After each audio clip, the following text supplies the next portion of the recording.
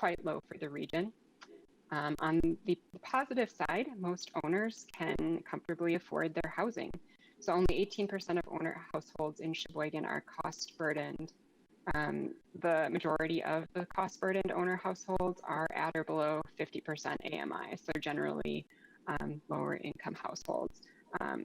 The lower percentage of cost burdened homeowners is what we typically see because there is a barrier to entry in the home ownership market. So generally people have higher savings and higher paying jobs and things like that.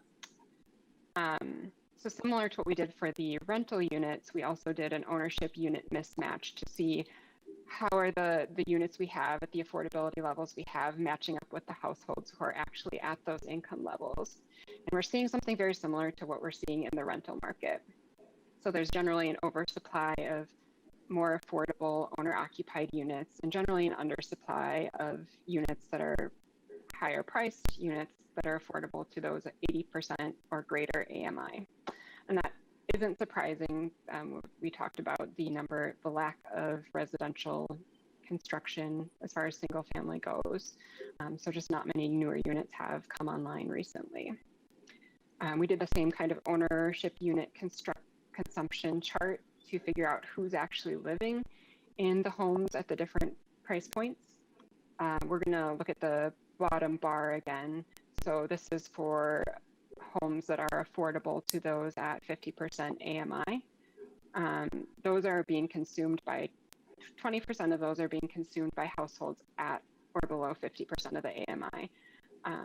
So 80% are being consumed by households who could technically afford more. Again, this isn't saying we need 6,000 new higher priced homes, but just that there is likely a market for some higher priced units that'll free up some of the more affordable units for households who are at the lower income levels. So we also looked at the MLS data I said, so the real-time market data. So the supply of single-family homes is unsurprisingly tight, and this has led to an increase in price. So sale prices have increased 52% between 2015 and 2020 in Sheboygan, and the average days on market for a single-family home dropped from 77 to 29. So very, very high demand for single-family units. We're seeing something similar for duplex homes and condos. Their prices have increased, not quite as dramatically, but still an increase, and days on market have dropped for those as well. All right, the numbers, demand projections. So we broke this down into rental units and owner units.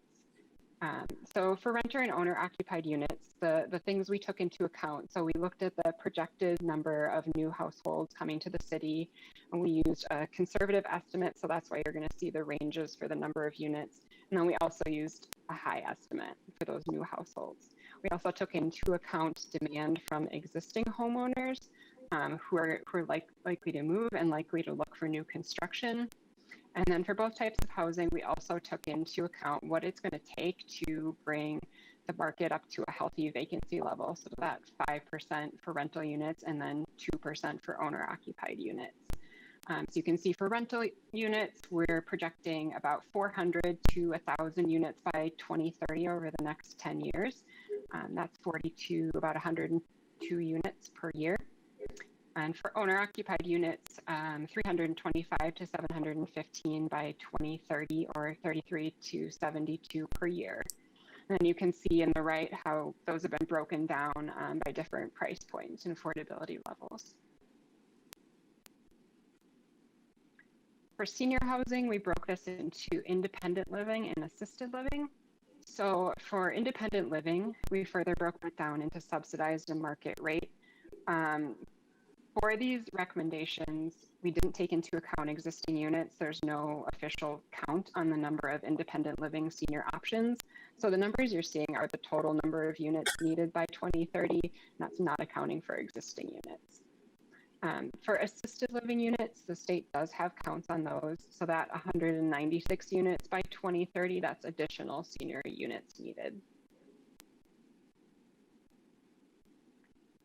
And then as far as priority focus, so the first focus area we identified was condo ownership.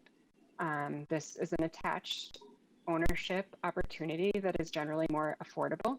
It acquires less land, which is great for a community that's doing a lot of infill development.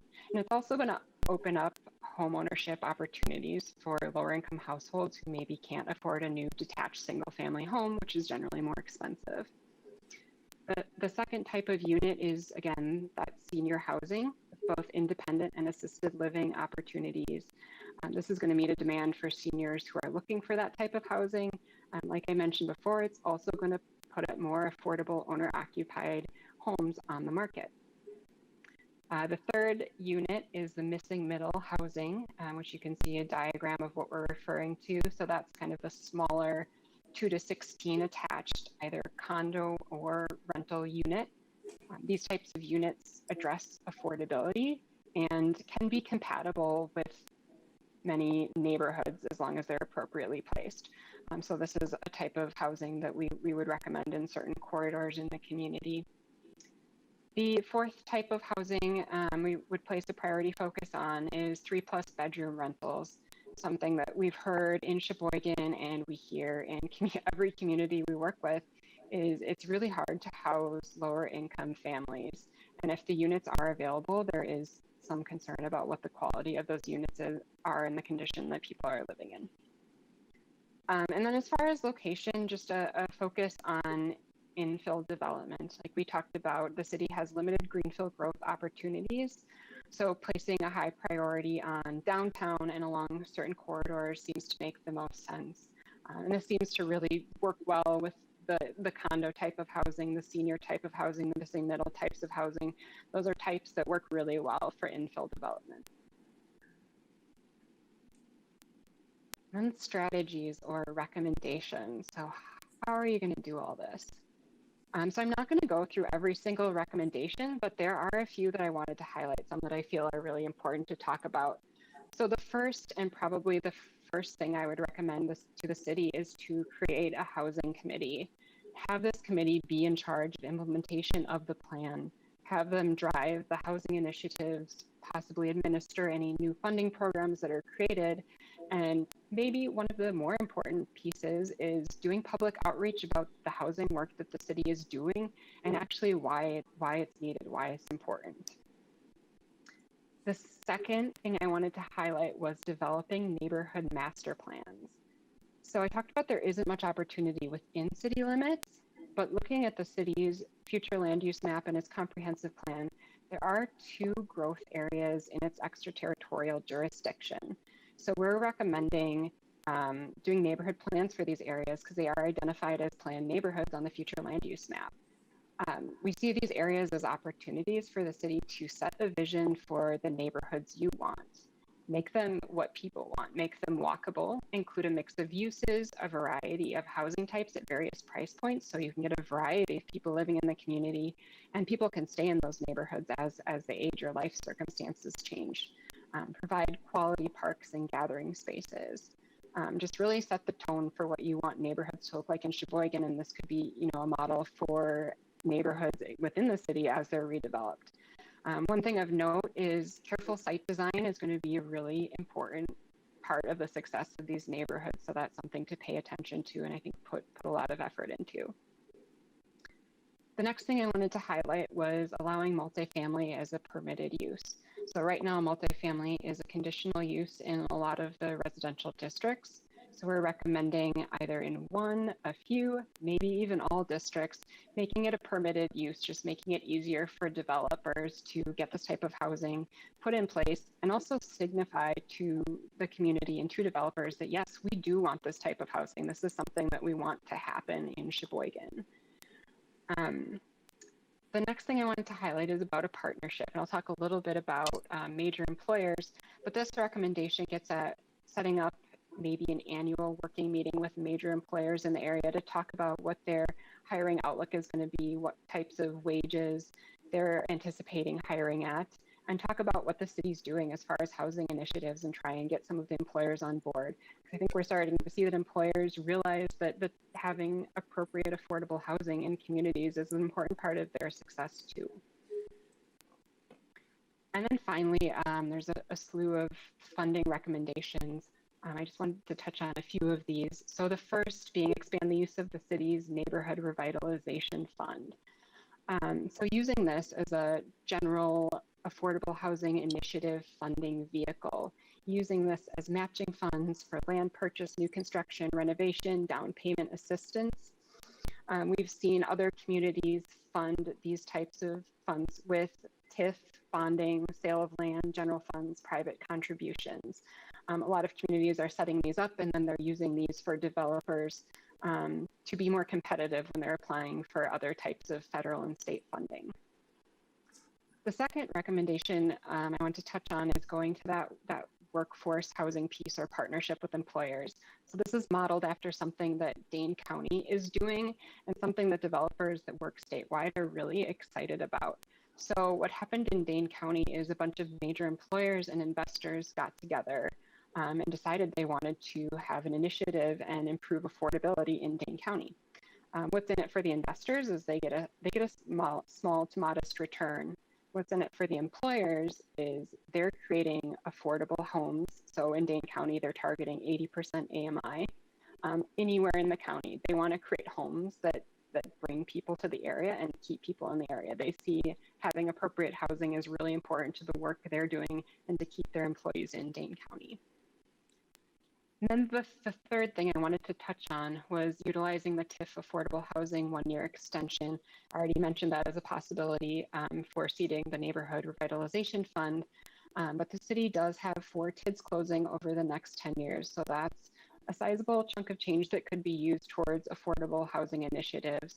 And it could be used as leverage if it was part of a fund like the neighborhood revitalization fund. So there are those strategies and a lot more in the report. Take a look, but I just wanted to reiterate that partnerships are going to be key to fully meet the city's affordable housing needs. The strategies are going to address a lot of things that are within the city's control, but there are a lot of things that are outside of the city's control.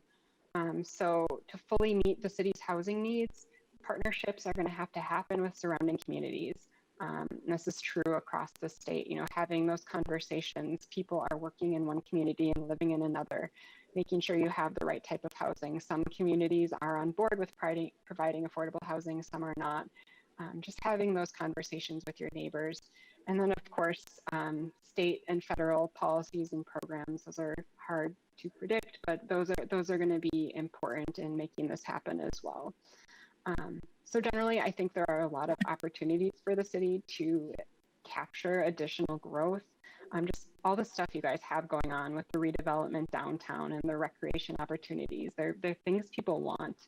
I also want to mention that what I heard from developers during the study is they really like working with the city. You guys are good to work with.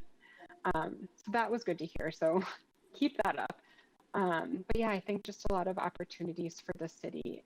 So hopefully this was interesting and you got some good information. Maybe you have some questions. That's the end of my presentation. Are there any questions for Betsy? Council? See none at this time. Thank you so much for that presentation, and we'll look forward to an in-depth view on April 14th. Thank you. Next, we'll move on to mayor's announcements. Today I have a proclamation. Whereas the Academy of American Poets established in the month of April as National Poetry Month in 1996, and whereas National Poetry Month seeks to highlight the extraordinary legacy and ongoing achievement of American poets, introduce Americans to pleasures and benefits of reading poetry, bring poets and poetry to the public in immediate and innovative ways, and make poetry an important part of our children's education. As National Poetry Month, under the leadership and direction of the Academy of American Poets, is now the largest literary celebration in the world. And whereas poetry is an essential part of the arts and humanities, enhances and enriches every aspect of life in America today, including education, the economy, community pride, and community development. And whereas poetry has produced some of the nation's leading creative artists and has inspired other artists in such fields as music, theater, film, dance, and the visual arts. Now, therefore, I, Mike Vandersteen, the mayor of the city of Sheboygan, do hereby declare April of 2021 is National Poetry Month and call upon public officials, educators, librarians, and all people of Sheboygan to observe this month to celebrate the cultural riches of our community and what it has to offer, and to recognize the important role that poetry creates in sustaining this great nation with appropriate ceremonies and activities and programs. I'd like to present this to Lisa Vihos, our brand new this year City Poet Laureate. So Lisa, there you go, and you have something to read for us then? I do. Can Okay. I make a little announcement Yes. too about something go I've been ahead. involved in? Okay. Well, thank you, Mayor Vandersteen. I'm very honored. I love being the Poet Laureate of Sheboygan. It's a wonderful thing. And I just want to tell you two things that I'm doing right now with the library, and you might want to get connected to this. One is that if you go to the library's Facebook page, we are offering something called Poetry by Post, and you sign up with your name and address and your age, so I know if you're 10 years old or if you're over 60, and I send you a handwritten poem, and in the package that you get a little instruction sheet that says if you would like, you don't have to, but if you would like, you can add some doodles or stickers or drawings around the border of the poem, take a picture of it, send it to me, and then the library is offering to do if people send us enough stuff, we would do a little show of these collaborative poem drawing pieces. So I'm excited about that. I'm also doing something called Poetry on Air, where I interview either poets or just people who love poetry. So any one of you could be a guest on my show. It's not on the radio yet, but it's offered through Meade Community Radio, which is on their website. So we've recorded, I think, 4 shows so far, and we have several more lined up, and I'm looking for guests. So you can go to send me an email, which is poetlaureatesheboygan@gmail.com, and talk to me about how poetry has moved you in your life, and how we could talk about it then on the show. All right, I'm going to read you a quick poem, and then we'll move on. But since it's spring, I felt like we needed a poem to honor spring. So this is called The Coming of Spring. Green blades push through at the side of the house, waiting to become tulips. Crocuses awake, their yellow hearts sound the alert. Never mind a brief snow flurry, it's a trick to lure you back inside. Hibernation is over. As March gives way to April, relief arrives. We are done shoveling. Snowplows can rest. Gentle breezes and warm sun cue robins and squirrels. Everything scurries. Listen to the tree buds. They call to you, come out. Spring is here. Spring is here at last. Thank you. Thank you, Lisa. Thank you. Thank you so much. Thank you very much, Lisa. We appreciate all the work you're doing as the Poet Laureate. I have one other proclamation tonight. Whereas the U.S. Department of Housing and Urban Development implemented the Community Development Block Grant Program in 1974 for the purpose of providing local governments with the financial resources to assist low-income and moderate-income people. And whereas the city of Sheboygan has utilized the not-for-profit neighborhood-based organizations to address neighborhood and human needs. And whereas the CDBG program has made significant impact in our community through low-income housing and business-related loan programs, new affordable home construction and renovations, parks, recreational activities, public facilities, and improvements to streets, water, sewer, and drainage. And whereas the city of Sheboygan and other local governments have clearly demonstrated the capacity to administer the CDBG program to identify, prioritize, and resolve pressing local problems. And whereas the CDBG program is celebrating its 47th anniversary, during which the city of Sheboygan has received more than $36 million over the 34 years we participated in the program. Now therefore, I, Mike Vandersteen, the mayor of the city of Sheboygan, do hereby proclaim the week of April 5th through the 9th as National Community Development Week, and urge all residents to join in recognizing the Department of Housing and Urban Development and the City of Sheboygan Community Block Grant Program. And I'd like to present this to our Planning Director, Chad Pelichek. Okay. Thank you very much, Chad. The State Shared Revenue Program is one of the largest state programs in terms of total funding level for our city. It has declined significantly in relative size to the rest of the state budget over the last 20 years due to large program cuts in the program in 2004, 10, and 12, and little or no growth in other years. During that time, the shared revenue for cities, villages, and towns was cut by $94 million, a 12% drop.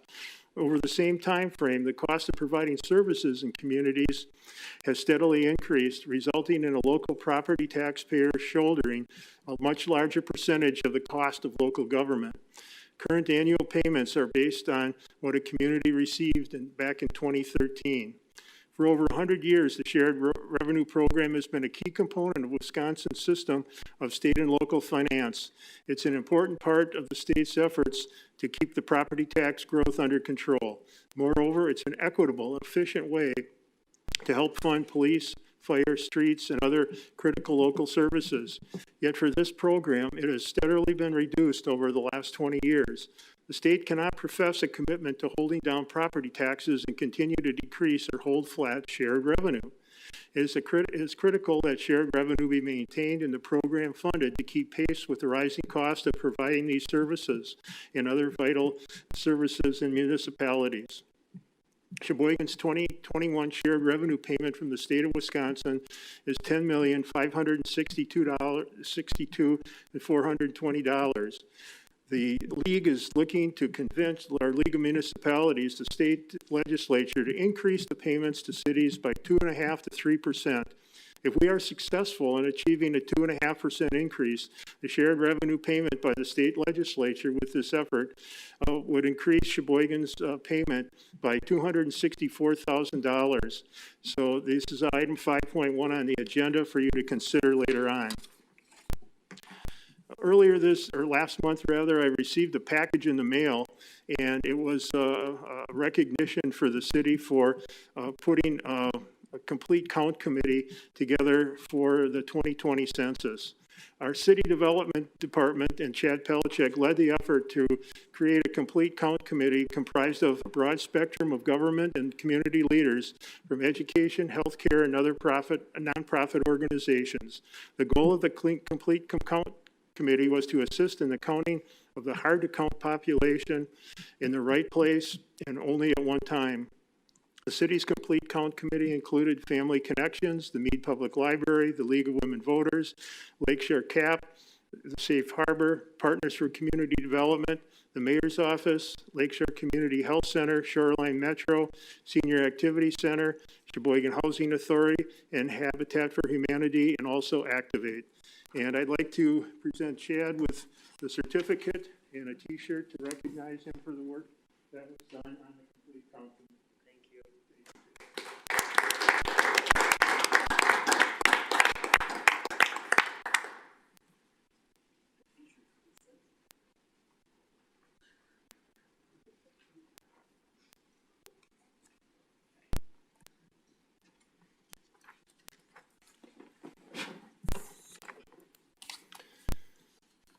We'll proceed then with the consent agenda. This is items 2.2 through 2.8. Alderperson Sorensen. Thank you, Mayor. I move to receive and file all ROs, receive all RCs, and adopt all resolutions and ordinances. Second.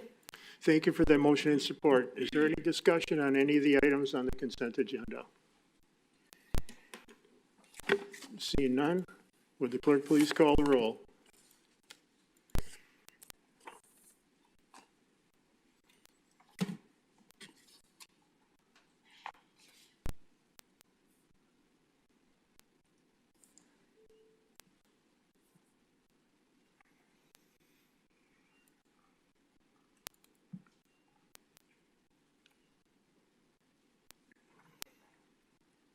8 ayes.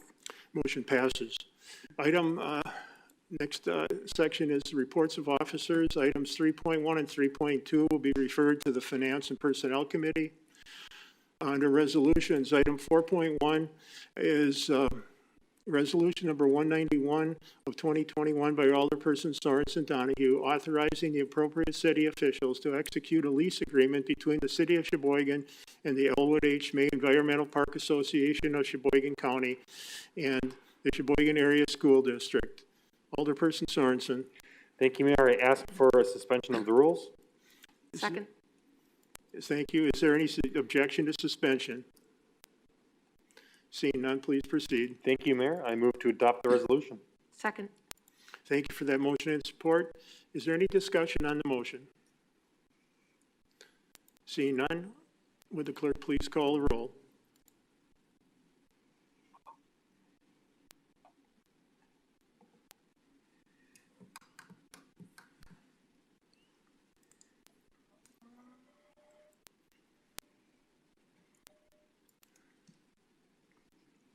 Eight ayes. Motion passes. Item 4.2 is resolution number 192 of 2021 by Alderpersons Bourne approving the release of easements from Stonebrook Crossing Addition Number 1 subdivision. Alderperson Bourne. Thank you, Mayor. I'm going to ask for suspension of the rules, please. Second. Is there any objection to suspension? Seeing none, please proceed. Thank you, Mayor. I'll make a motion to adopt the resolution. Second. Thank you for that motion and support. Is there any discussion on the motion? Chad Pelichek, you'd like to make a comment? So this is related to the new subdivision that Warner Homes is building on the south side. They had recently came in for a replat of a cul-de-sac and changed their preliminary and final plats. And this is releasing some easements because they changed the way the cul-de-sac and the lots are being serviced. So some of the easements for utility and other things that are happening outside of the roadway needed to be cleared off from the old one and then put onto the new revision. So that's why the reason for the suspension, because they're working with the state to try to get this approved so they can continue forward. Thank you for that information, Chad. Is there any other discussion? Seeing none, will the clerk please call the roll?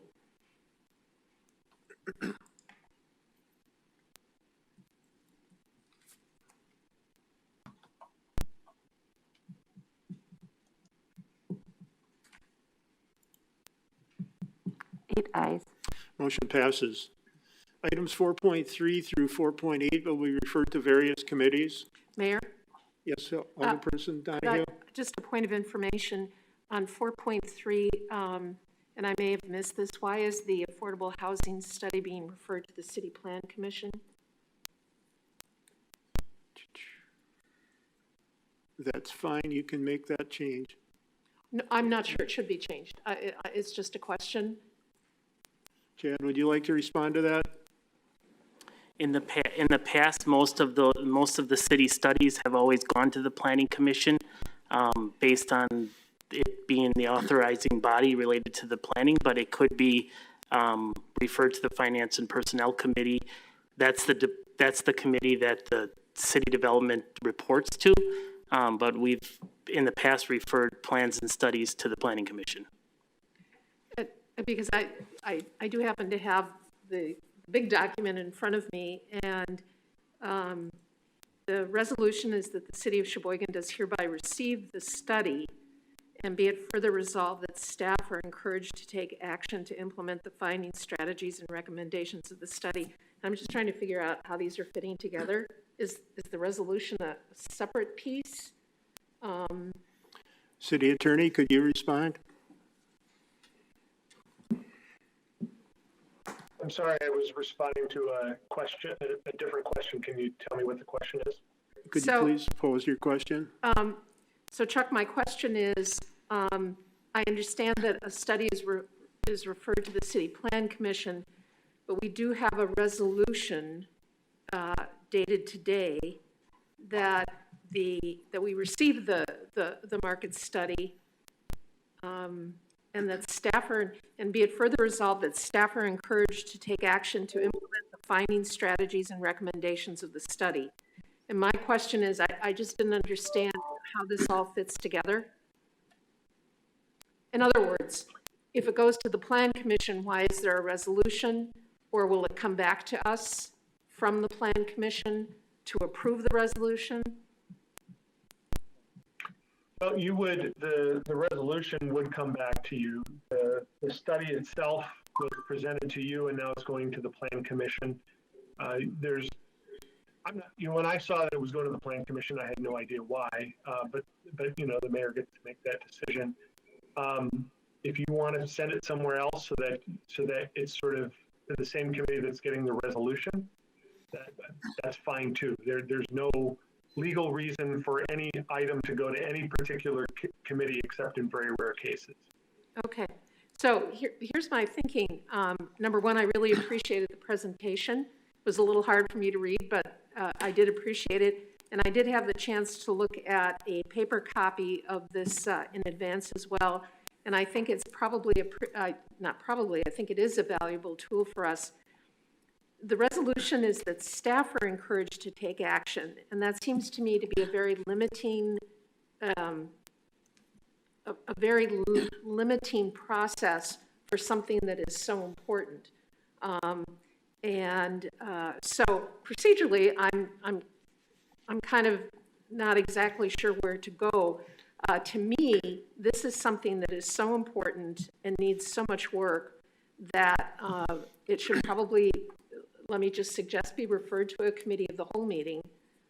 Not now, but sometime in June or July, just for a more extended conversation and just to see kind of where we're at with it. And so that's, after all these years, I just don't know how to do that. Well, why don't we let it go to the Planning Commission for now, and it can come back, and then before you vote on that resolution, you could amend it if you still feel that's necessary, and then that could be referred to the Committee of the Whole. All right, and the only thing I would say on somebody's calendar, it should, there should be a tickler to say, has the MSA study come back from the City Plan Commission? And just so that we don't lose track of it, because on your schedule? Yeah. Sure, and I just want to put some closure to the contract with MSA. I understand that this is a bigger topic and there's a lot more discussion with us, but our contract, has it going through the council to get approval. So once it gets approved, we can continue to have the discussion. So I will do that. Okay, thank you. Okay. Appreciate it. Very good. Then we'll proceed with reports of committees. Item 5.1 is RC number 300 of 2021 by the Finance and Personnel Committee, to whom is referred resolution number 186 of 2021 by Alderpersons Donahue and Boren, supporting a strong state and local partnership regarding shared revenue funds for critical services. Alderperson Donahue. Thank you. I move to receive the report of the committee and adopt the resolution. Second. Thank you for that motion and support. Is there any discussion on the motion? Seeing none, will the clerk please call the roll?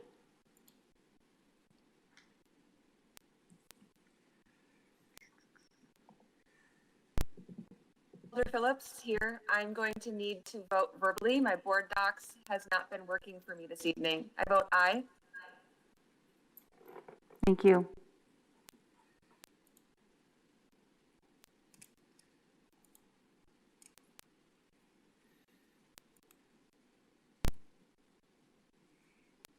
That makes 9 ayes.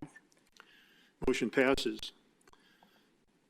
Item 5.2 is RC number 301 of 2021 by the Finance and Personnel Committee, to whom was referred resolution number 187 of 2021 by Alderpersons Donahue and Boren, authorizing a budget adjustment and the appropriation in the 2021 budget regarding the Senior Activity Center. Alderperson Donahue.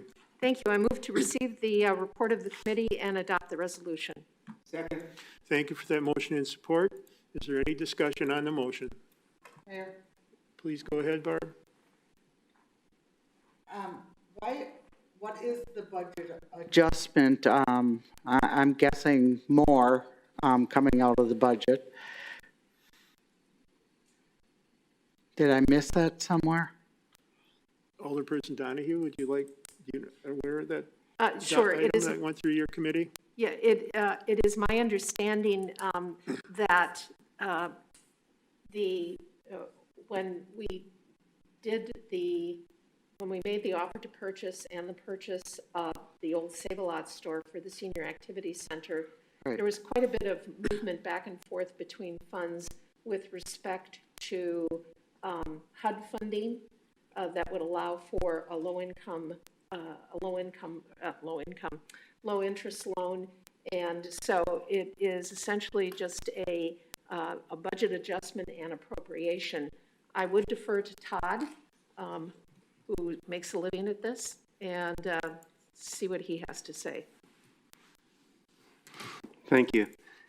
Again, this is, as Mary Lynn alluded to, we're just making an adjustment, basically from the appropriations during the HUD movement of dollars. So it really isn't anything that affects the budget. It's just putting things into the right categories. Awesome, thank you. All right, any other discussion? Seeing none, will the clerk please call the roll?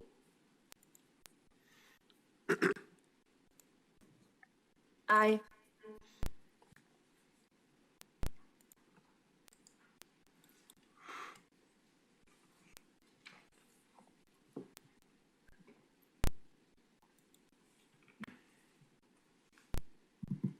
Nine ayes. Motion passes. Item 5.3 is RC number 302 of 2021 by the Public Works Committee, to whom was referred resolution number 188 of 2021 by Alderpersons Decker and Sorensen, authorizing the appropriate city officials to enter into a contract with Vinton Construction Company Incorporated for the construction of the 2021 Streets Improvements Package Number 1, Georgia Avenue and South 10th Street. Alderperson Decker.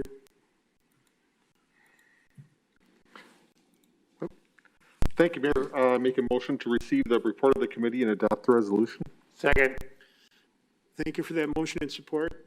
Alderperson Decker. Yes, I'd like to make a motion to amend the resolution to change the description of the account number 25061100-631100 from CDBG to the 250 fund. Second.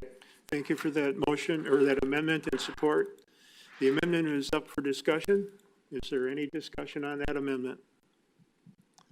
Seeing none, all those in favor of the amendment, please signify by saying aye.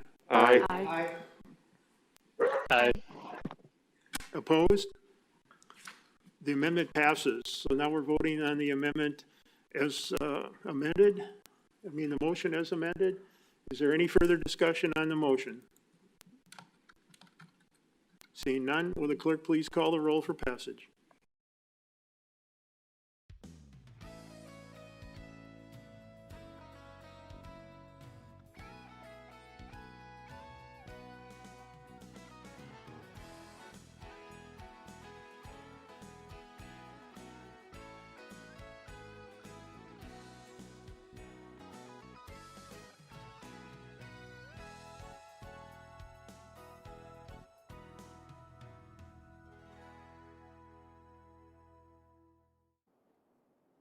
Hello, and welcome to Independent Lifestyles, a show of the Aging and Disability Resource Center of Sheboygan County. With me today, I have Luann Travis with Sharon S. Richardson Community Hospice and Jane Brill of Generations in Plymouth. Welcome, ladies. Thank you. Thanks. Let's start out with Luann. Let's give us a little bit of proper pandemic protocol. The cruise ship industry.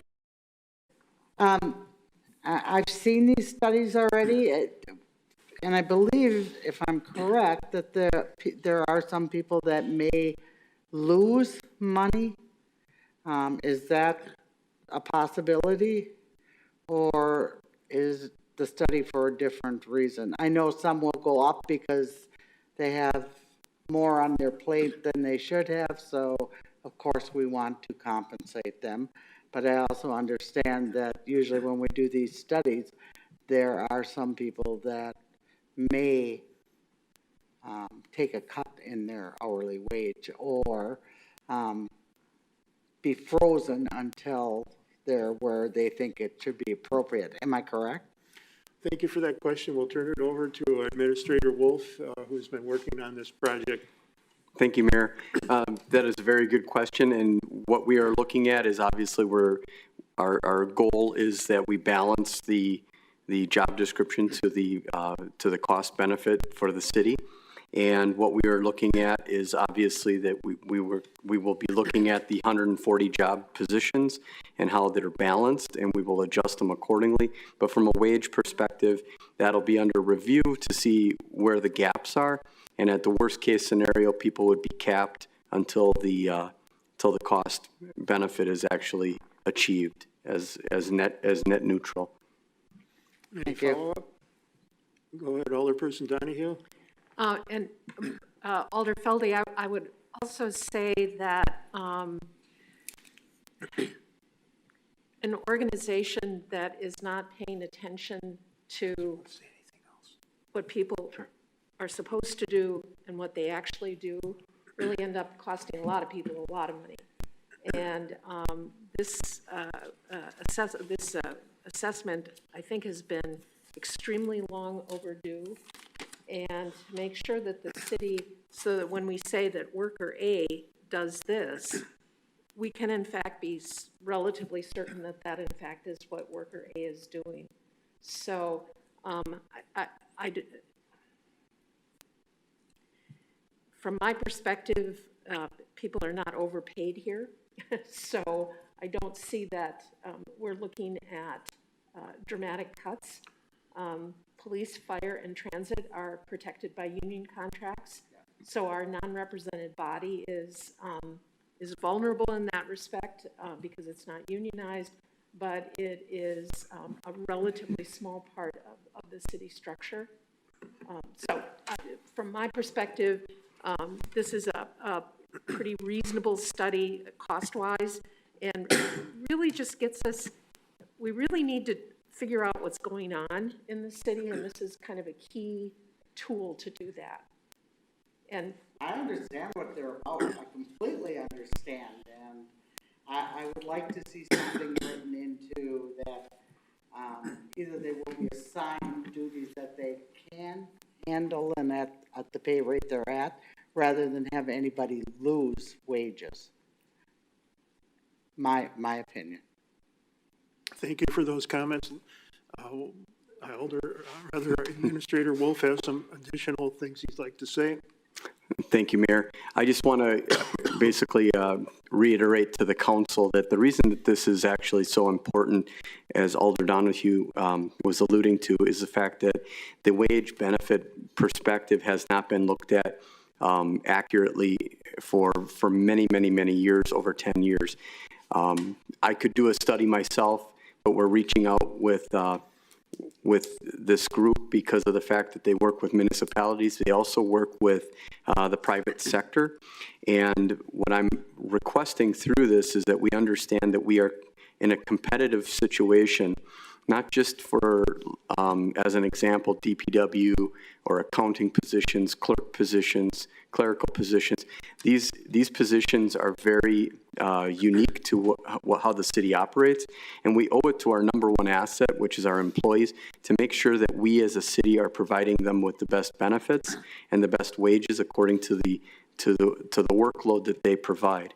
What I've seen in the 10 months, as of today, 10 months, that we have employees that are doing extra work and possibly not being compensated accordingly, and we have those that are doing maybe a workload that could be expanded. And again, over the course of years, again, wages and benefits, some positions may be overcompensated for the value that the city, as a business, as I call it, technically can continue to afford for the position and value that they're providing. So again, this is really to not take away, but balance everybody's positions and value so that we're providing everybody with equitable and affordable positions for the city to be able to afford into the future. Thank you. Thank you. Is there any other discussion? Seeing none, will the clerk please call the roll?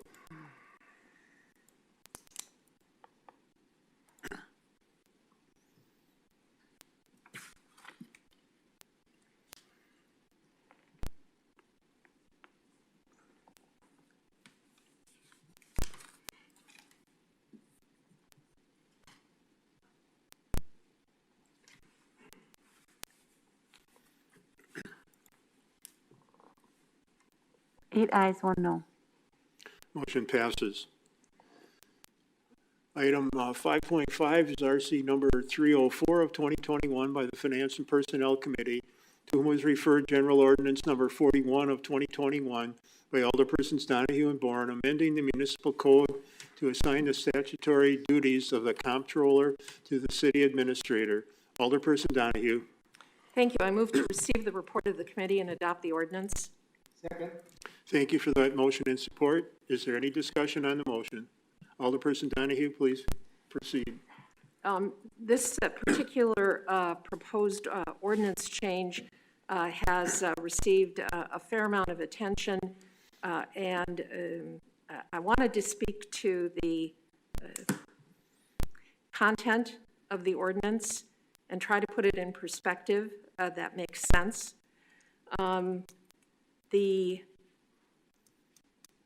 When we had a finance director, and sadly we have not had one since November of 2020, even though we are moving mountains in order to try to find this most critical position.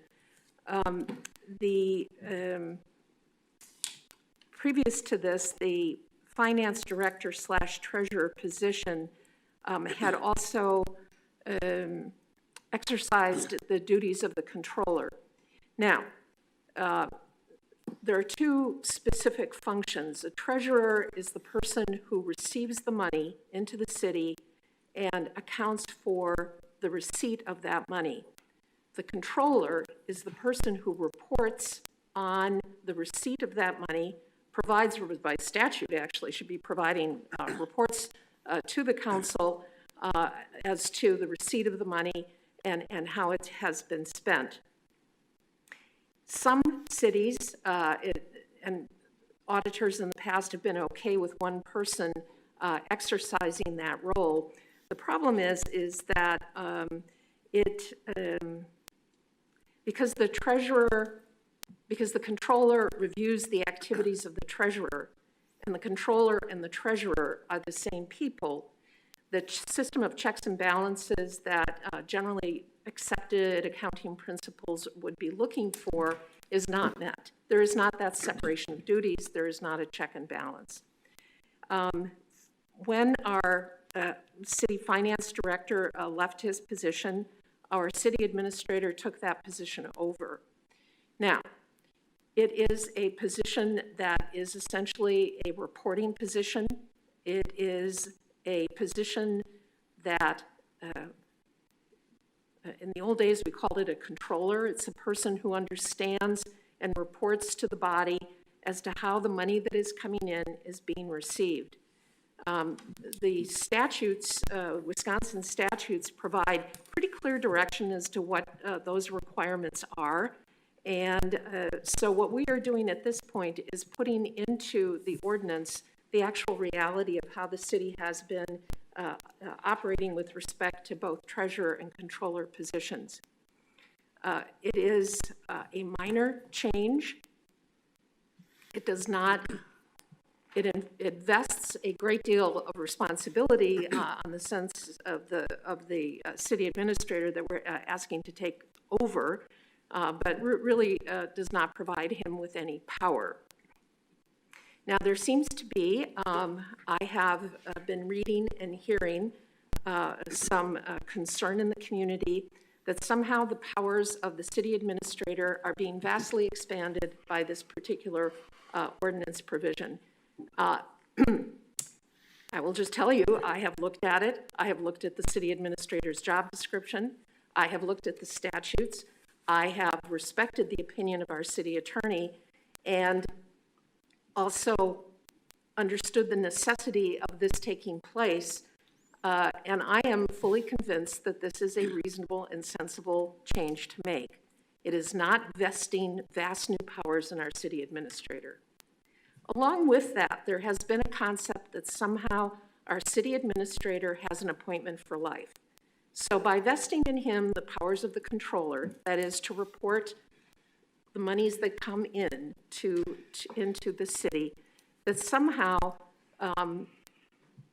we now have a dictator for life, that there is no way that we can get rid of our city administrator. And again, I just want to point out that that's simply not true. Again, Wisconsin statutes require that if a city council or a common council is going to terminate the appointment of an official that they have appointed in the past, and remember, it is the common council who appoints the city administrator, and it is the common council who would terminate the city administrator. This is by statute required to be a 3/4 vote, 3/4 of the body. In our case, that would be 7.5% alders. So we round up, and it is essentially 8 out of 10 alders need to agree on the termination of the city administrator for cause. And cause is defined as neglect of duty, inefficiency, malfeasance. So, in other words, if your city administrator is not performing properly, state statutes require that 8 out of 10 in our body would need to approve his termination.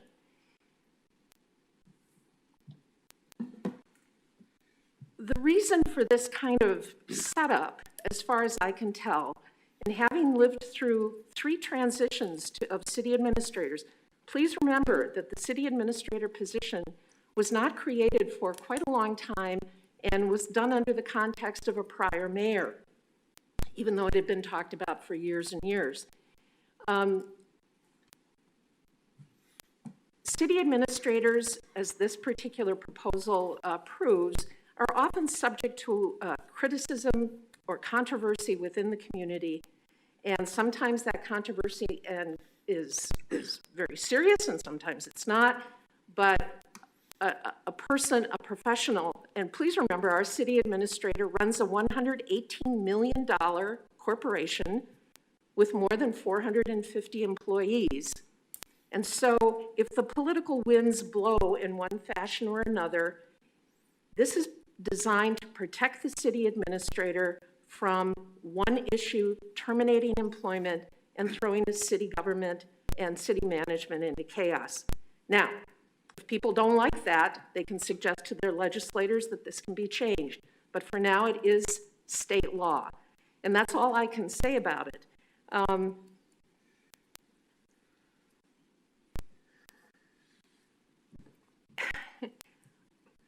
We live in kind of a crazy time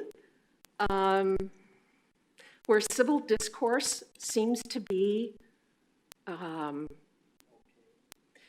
not so okay, and we seem to be troubled by what are facts and what aren't facts, and I'm not going to get into that because that is a discussion that apparently these days is just kind of a no-win situation. But I've been called a lot of names recently. You know, I'm almost done, and I frankly had hoped to go out quietly and calmly, and that doesn't seem to, you know, I've been threatened to watch my words. I've been called corrupt. I've been called dishonest, and, you know, okay. I mean, that's kind of the way it is. But let's try to remember that civil discourse is based on facts. And so what I would suggest to folks in the community who have real and true concerns about this, look at Todd Wolf's State of the City 2021 address. It's on YouTube. This will provide people with a roadmap as to where the city wants to go, why it wants to go there, and how we plan to get there. And it is pretty fact-based, and I would suggest that once we get our facts in position, we can talk to each other in a more civil fashion. I personally am very grateful for the people sitting around my circle here who have been nothing but civil and polite and respectful. But I just had to say my piece because it's been it's been kind of an unpleasant couple of weeks. I think that this makes complete sense. It may well be that once we get a finance director in and we get our finance department in shape, which it is, we're working hard to do that, we may be able to move that controller position back to the finance department. I can tell you that our city administrator does not need to do a whole lot. He's got plenty to do. So with that, I would urge the council to approve this change to the ordinance, and thank you for letting me rant. Thank you very much for that thorough discussion of the issue. Is there any other discussion? Mike? Alderperson Sorensen? Thank you. I'll try to follow Alder Donohue's statement, but I just wanted to make some quick points just in terms of the purpose of this ordinance as well, in terms of how that this is another procedure in terms of how we take care and respect and be a good steward of taxpayers' dollars. Right now, our finance department is not functioning at where we want it to be. We don't have a finance director right now. The finance team is working as diligently as they can so that we can be more accountable and transparent of how we're spending taxpayers' dollars. And I see that this is a good opportunity to improve checks and balances in terms of how we're managing the finances for the city. Other cities do this as well across Wisconsin as well as the United States. So this is for me, this was an interesting topic of how this got really blown out of proportion in some messaging boards as well. And I've had some folks reach out and ask for clarification on it and happily provided it. But right now we need to understand we don't have a treasurer, or excuse me, we don't have a finance director in our finance department because it is such a competitive hiring market right now in the surrounding area to find that top tier talent. But as Alder Donohue said, that this is a step forward in terms of how we can manage our finances respectfully and ensuring that, you know, hopefully maybe down the line in the future we can come back to this as well. So I'm in favor of this as well. I think it's it makes sense for the situation that we're in right now. Thank you. Thank you for those comments. Alderperson Bourne. Thank you, Mayor. I was really happy to see that City Administrator Wolf recommended bringing this forward, especially the component of the controller. Having been on the Finance Committee for many years and seeing audits, our yearly audits that are given to us by the CPA firm that we hire, it was pretty evident, and I'm surprised that our previous city administrators didn't take the initiative to bring this forward. So I see nothing but positives in this and having Todd be the controller. So I fully support this. Thank you. Thank you. Is there any other discussion? Seeing none, will the clerk please call the roll for passage?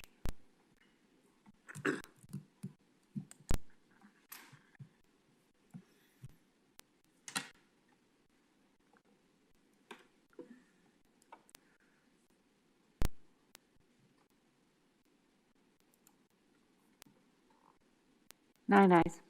Motion passes.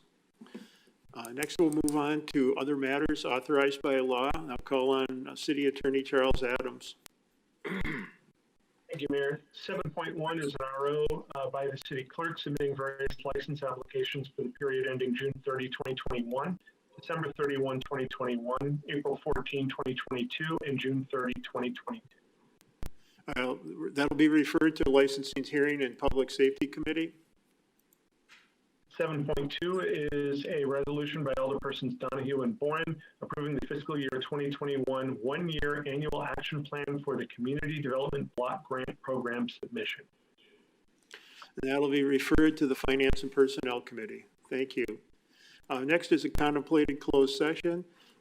Council plans to adjourn in closed session, and that would end our TV broadcast for this evening. Alderperson Sorensen. Thank you, Mayor. I move to convene in closed session under exemption provided in section 19.851E Wisconsin State Statutes where competitive and bargaining sessions require a closed session related to a possible sale of the city-owned land in the South Point Enterprise Campus and development opportunity at 802 North 15th Street. Thank you for that motion and support. Would the clerk please call the roll?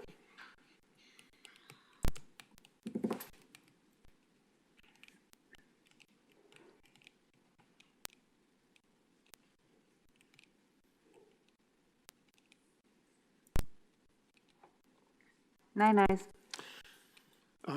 We'll take a 3-minute recess and then reconvene in closed session.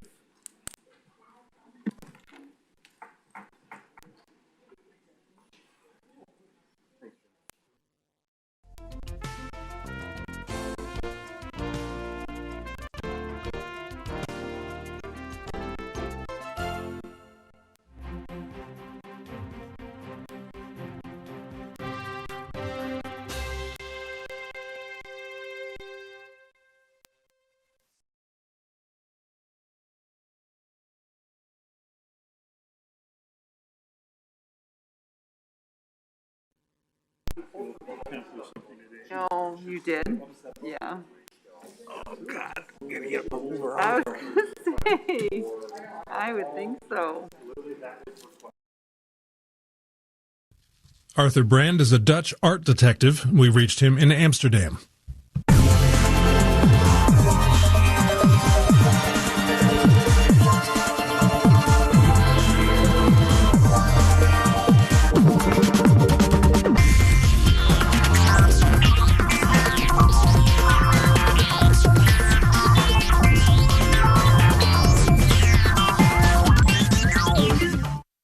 To say Brian Robson has an unusual travel story doesn't begin to cover it.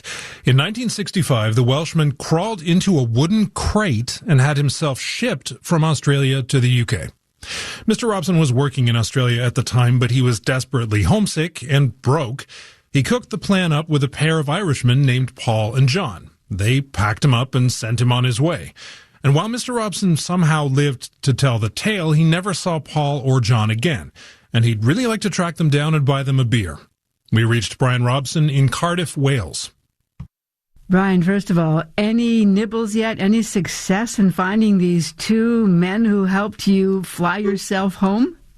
Yes, I've had one email, actually, from Australia, from a gentleman there who says he can help me. But he hasn't actually given me too much detail at the moment, so I've replied, and I'm waiting to see whether it's a hoax or whether it will be the real thing, you know. Why have you decided this is like from 1965? Why now is the time to try and find out who these guys were? To be honest with you, I have tried. The problem is at the time we made an agreement that it would be secret. I mean, the idea was I would get to London and I would get out of the crate and disappear, go home, and nobody would be any the wiser. Unfortunately, the whole thing went wrong, as you are aware, and the publicity just overtook everything. The reason it's come up now is basically because of a book that's coming out at the end of this month. This is the Crate Escape, which is the one. Now, the story of the Crate Escape is that your friends, you asked them to mail you home. So, what exactly was the plan? What did they actually put you in? I bought a crate, a wooden crate, for £5, if I remember correctly, which was a very, very small thing. I could sit in it with my knees tucked up into my chest. And that's what we used. And you were doing this because you couldn't afford the airfare home? It wasn't a case of affording the airfare home, which I couldn't, actually, but I had an agreement with the Australian government because I was an assisted air POM, they used to call them in those days, a £10 POM. Because I had this agreement with the Australian government, I couldn't leave for 2 years, or if I did, I'd have to pay them all the money that they had spent getting me over there, plus all my money back, all the expenses back, which, to give you an example, would have been about £700 or £800. My salary at the time was about £30 a month. Wow. So the plan was to get into this crate, and was there anything on the crate to say this side up, or to make sure that you didn't get knocked around? Oh, absolutely. We had this side up on the crate, fragile, handled with care. We had to do waybills and bills of lading and many documents in those days for exporting. what's supposed to have been a computer. And Paul, he worked in Victorian Railways offices with probably the only typewriter in Australia at the time, and he typed all those out for us. It took a bit of planning, believe me. It took about a month to plan, actually. And what did you have with you inside the crate? I had one empty bottle of water for obvious reasons. Empty bottle, I should say, for obvious reasons. I had one bottle of water, about a litre or a pint of water or something. My suitcase and a pillow. Oh, and a torch and a hammer to break out. and you anticipated you would be how long inside this crate? 36 hours. All right. So how was your trip? Well, actually, 5.5 days later, it was very rough, actually. It was it was terrifying, to be quite honest with you. I can say it now. I wouldn't have said it in those days, but it was, and I was passing in and out of consciousness. I had lack of oxygen, and it was bad. Did they keep the crate right side up? No, I was standing or sitting for 24 hours upside down, actually, on my head, and it was impossible to turn around because the crate was too small. So you thought it would take about 36 hours, 5.5 days, and you didn't even get home. You got as far as the west coast of the United States. That's correct, yes, because they put me on the wrong plane. They agreed to put us on a Qantas flight, 36 hours from Sydney to London. But that flight was full, apparently, and then they put it on a Pan American flight, which went from Sydney to Los Angeles and stopped at every single runway on the way. Oh, my gosh. Was there times when you thought you weren't going to make it? Oh, many times, actually. I would say the last 5 or 6 hours of flying, I was quite convinced that was the end. And to be honest, a peaceful end, because I'd already made peace with myself. What do you mean you'd made peace with yourself? Well, I thought I was going to die. And so you were prepared for that possibility?